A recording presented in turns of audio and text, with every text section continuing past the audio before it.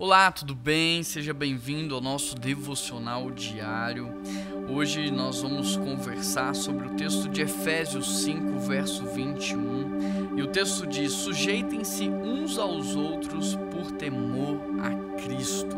É interessante porque a palavra submissão hoje em dia é uma palavra muito desgastada, é uma palavra hoje muito deturpada, mas a submissão ela precede a bênção de Deus na vida do ser humano, de maneira que não existe um cargo ou uma função na qual você não precise se submeter a alguém.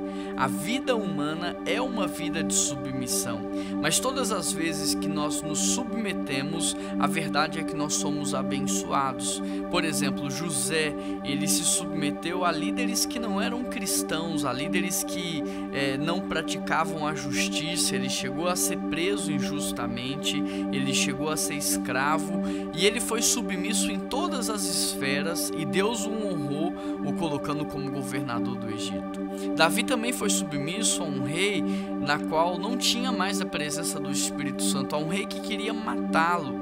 E mesmo ele tendo a oportunidade de revidar, ele não o fez e Deus o honrou, o transformando no maior rei que Israel já teve.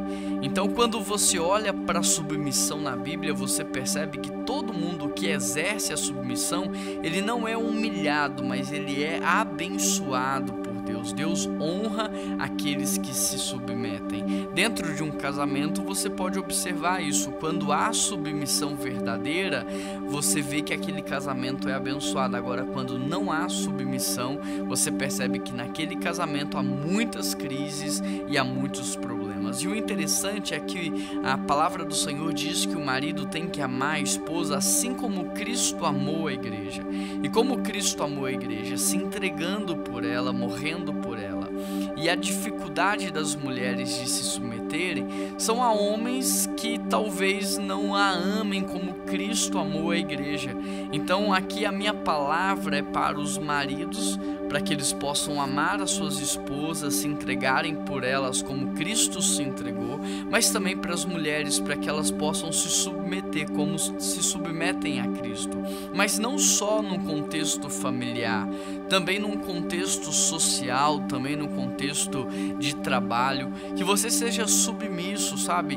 Não há humilhação nisso, pelo contrário, quando você é submisso, você é abençoado, mas quando você age com rebeldia, a rebeldia, por exemplo, a desobediência, o orgulho, a vaidade, tudo isso são valores do mundo das trevas e não valores do reino de Deus. E tudo isso traz condenação sobre a sua vida. Então você vai observar que um rebelde, ele nunca prospera.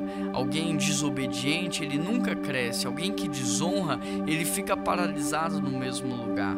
Mas alguém que é submisso e alguém que honra, essa pessoa é extremamente abençoada por Deus.